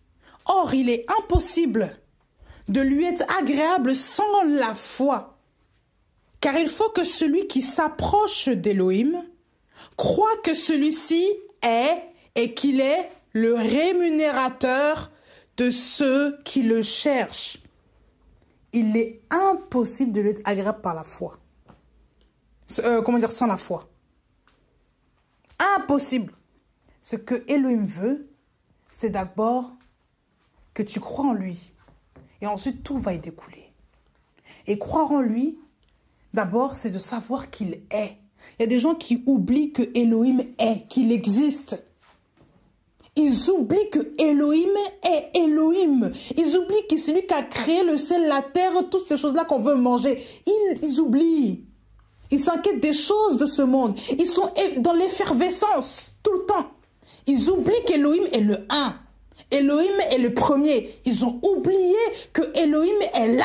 Ils ont oublié l'existence de leur créateur. Ils ont remplacé Elohim par les problèmes de ce monde, par la banque, par le travail, par je ne sais quoi, par tel organisme pour avoir ce qu'ils veulent avoir. Ils ont oublié Elohim.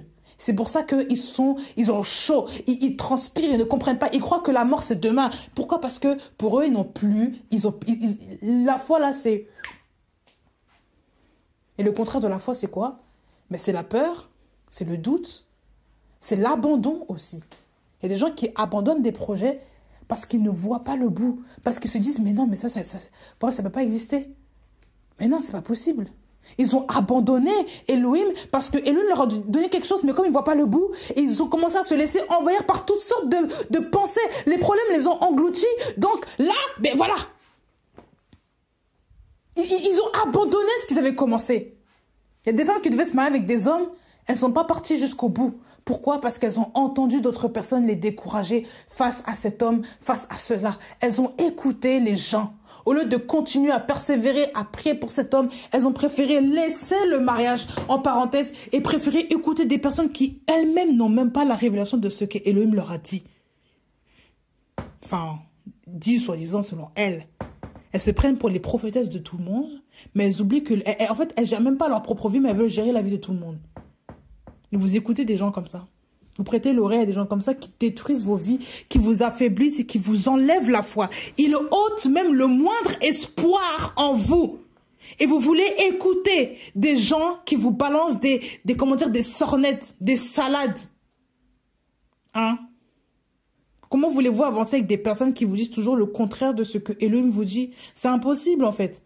Vous ne pouvez pas là, et à un moment donné, il va falloir faire un choix. Il va falloir se détacher aussi des personnes qui je sais pas, qui toujours vous encombrent, vous créent des problèmes, vous créez des machakils, là, tout le temps, en permanence. On veut toujours vous assommer spirituellement avec des mauvaises paroles, des mauvaises phrases. On veut toujours vous faire comprendre que vous n'êtes pas à la hauteur, que vous n'êtes pas ceci, que vous n'êtes pas cela, que vous n'êtes pas au bout, que ça va être dur. Vous voulez avancer comment avec des gens qui n'ont aucune vision de ce que Elohim vous a dit, aucune vision de ce que Elohim vous a donné? Comment voulez-vous percer dans la vie alors que vous êtes en compagnie avec des moqueurs?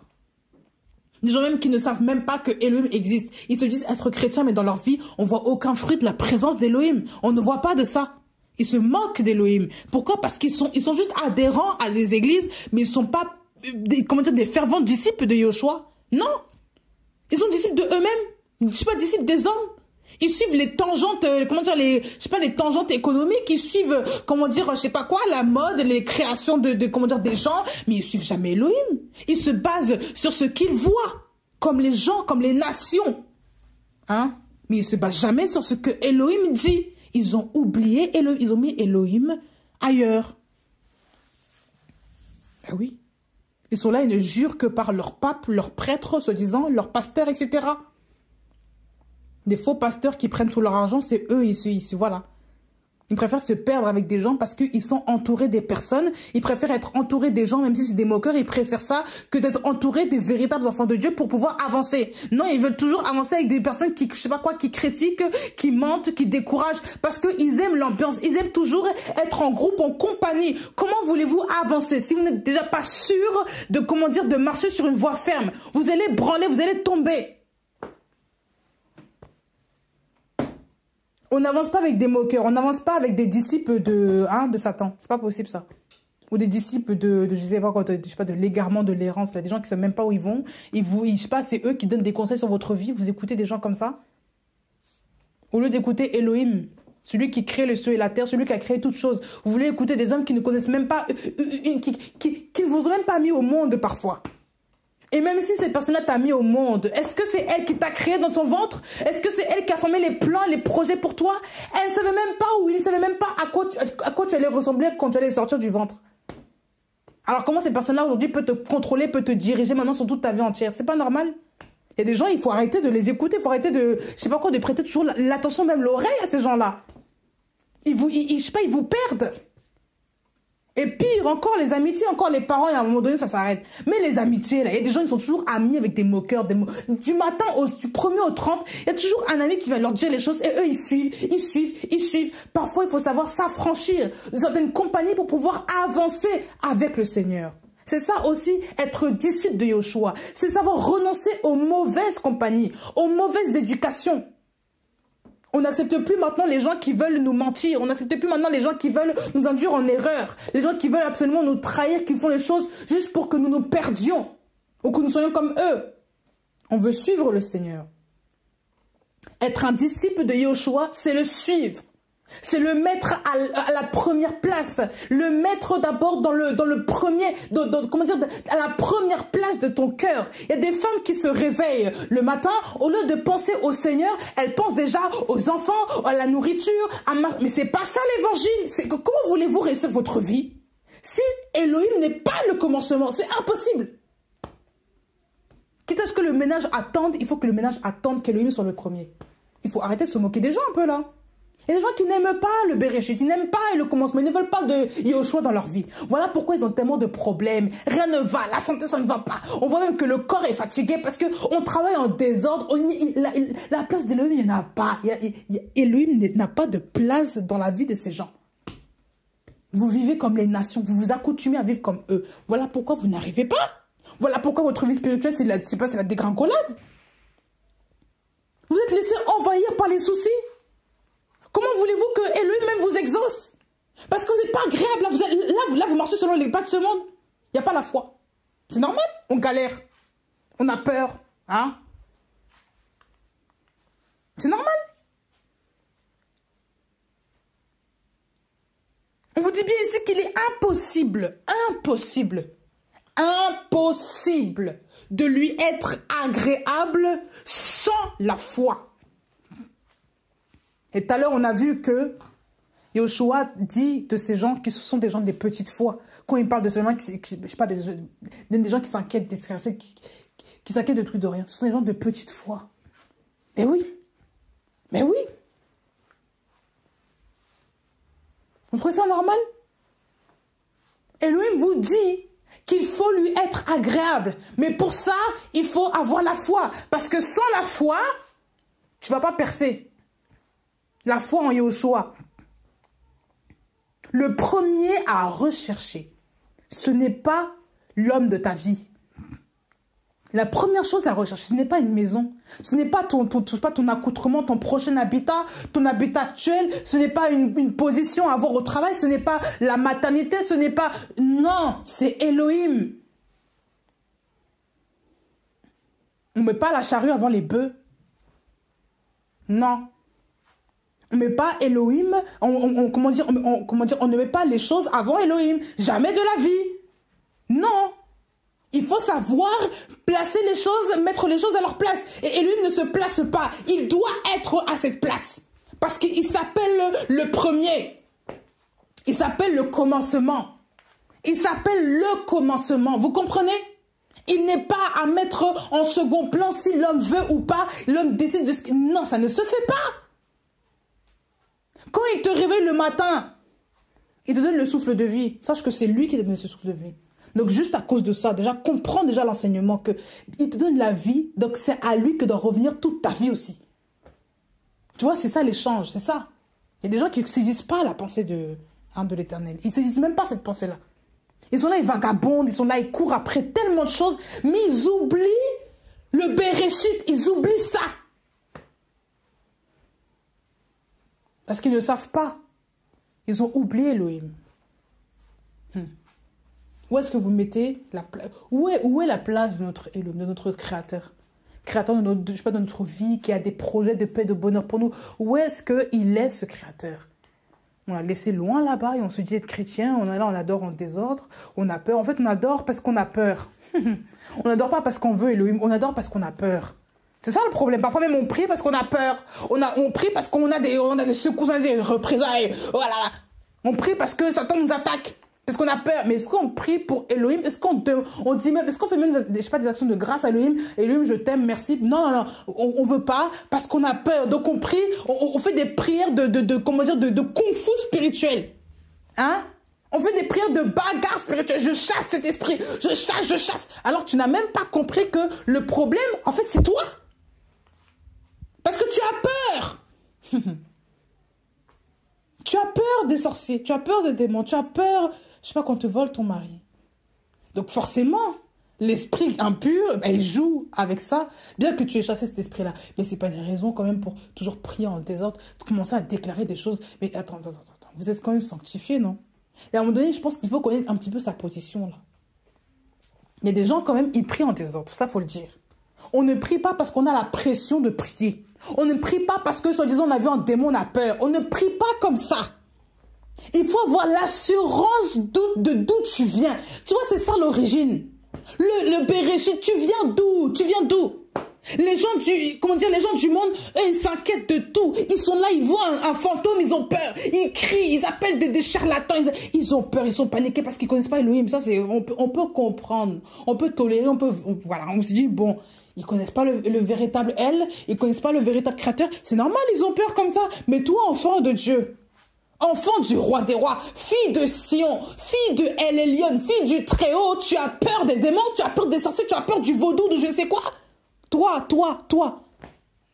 conçu dans la main comment dire, du potier par excellence. Tu as été créé à son image, tu as peur de qui, de quoi? Pourquoi tu as peur que je sais pas, qu'on arrache ta vie, qu'on arrache ta famille, qu'on arrache ceci? Mais attends, c'est quoi ça? Peur de quoi? Tu as peur de ça? C'est que clairement, tu n'as plus la foi.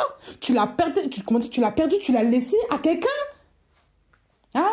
On vous dit que le diable ne vient que pour voler, égorger, détruire. Il vient pour voler aussi. Donc lui, il t'insuffle des mauvaises choses et après il te dit, tu vois, il y a représailles.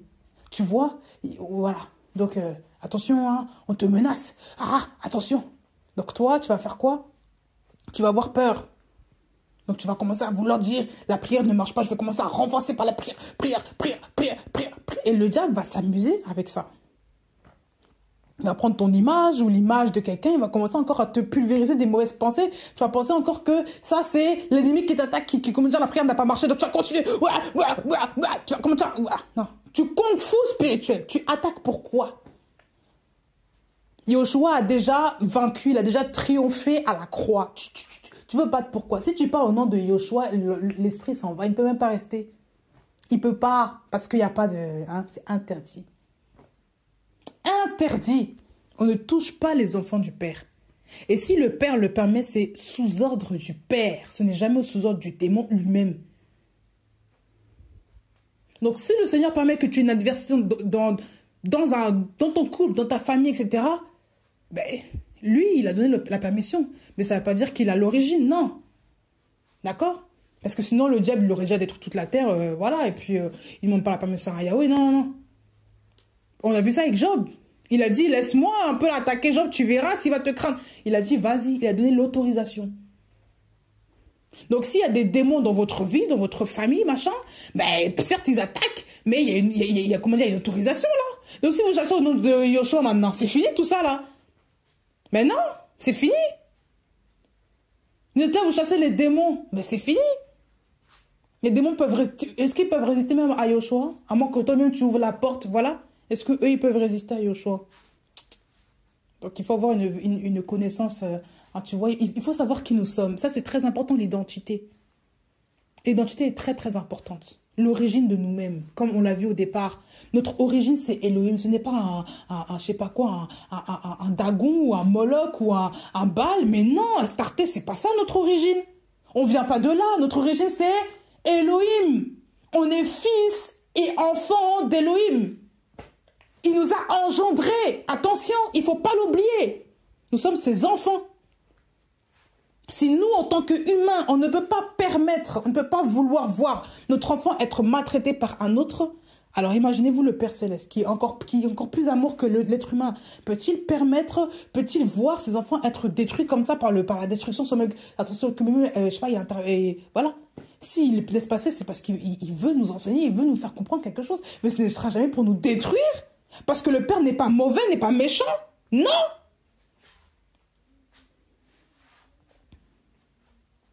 Il faut prier à ce sujet-là, c'est tout. Voilà. Si vous êtes averti par une personne de votre entourage qu'il y a un démon qui veut le tuer, l'attaquer, le combattre, eh bien, il faut avertir cette personne-là, il faut lui en parler, il faut prier pour elle et basta, l'affaire est finie. Et on ne revient plus dessus, on prie, c'est tout. Mais de là, s'époumoner à avoir peur de ces choses, non. Ça, Elohim n'est pas dedans. D'accord? Donc la peur n'est pas d'Elohim. Elohim veut qu'on ait foi. Il faut que nous comprenions cela. Car il faut que celui qui s'approche d'Elohim croit que celui-ci est. quand on s'approche d'Elohim, on sait qu'il existe. On ne vient pas s'approcher d'Elohim en se disant, Seigneur, je pleure. Mais en gros, dans ta tête, tu sais que, tu crois hein, plutôt que Elohim ne fera rien parce que pour toi, il n'existe pas. Parce que voilà, on ne prie pas comme ça. Vous êtes là, vous avez peur, mais parce que vous ne savez pas que Elohim est tout puissant. Tout simplement, vous n'avez pas la révélation de qui est Elohim. C'est ça votre problème. Il est le rémunérateur de ceux qui le cherchent. Rémunérateur, quand tu rémunères une personne, ça veut dire que tu lui donnes le prix, tu lui donnes le salaire de ce dont elle a travaillé. La rémunération, par exemple, dans le monde du travail, c'est le salaire. Selon les charges, ben, tu seras payé tant. C'est ce qu'on appelle la rémunération. Hein?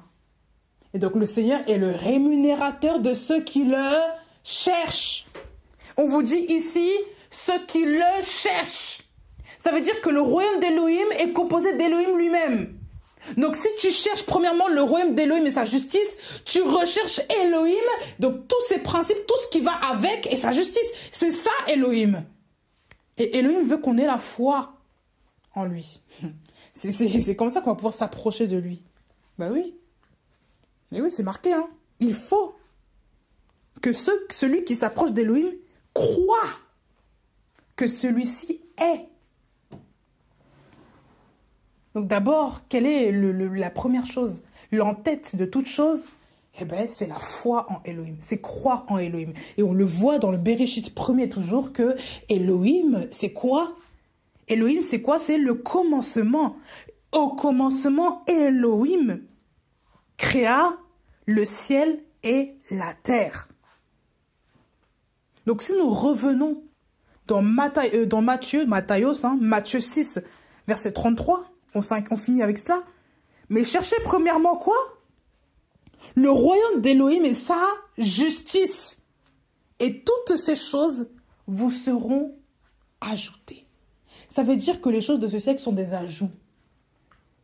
Mais si toi tu as le principal, le premier, la chose la plus excellente, le meilleur, ça vaut tout l'or du monde. Donc si tu n'as pas ce que l'homme, ce que les nations ont, c'est pas grave. Si tu n'as pas la grosse villa de je ne sais qui, de telle star, c'est pas grave. Si tu n'as pas la voiture de telle personne, c'est pas grave. Si tu as même une 4L, c'est pas grave.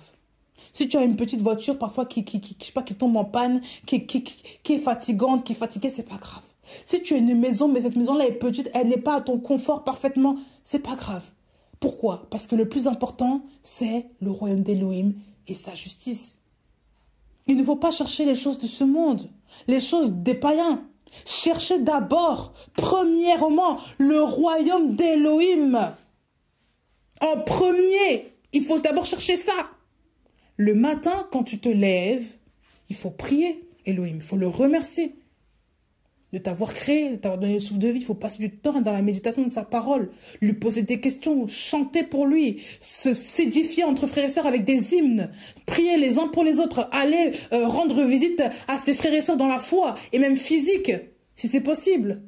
Donner ce dont on a besoin pour les autres, tendre ses mains aux nécessiteux, et aider les autres, faire le travail auquel le Seigneur nous assigne de faire. C'est ça le royaume d'Elohim, c'est ça marcher dans la justice d'Elohim, c'est ça craindre Elohim, et toujours avoir la foi que, que nous persévérons, ne pas abandonner, marcher dans la foi du Seigneur. C'est ça Elohim, le royaume d'Elohim. C'est tout ça qui compose. Quand on parle de royaume d'Elohim, on parle du domaine, on parle de la gouvernance de Yahweh. Et la Bible est vraiment le royaume d'Elohim. Ici, dans la Bible, nous voyons toutes les lois d'Elohim, tous les statuts qu'il a décrétés pour l'homme, toutes les ordonnances, toutes les promesses, et aussi les sanctions à ceux qui ne veulent pas marcher selon la parole d'Elohim. C'est ça, marcher selon la parole d'Elohim. C'est marcher dans ses préceptes, dans ses commandements, dans sa direction.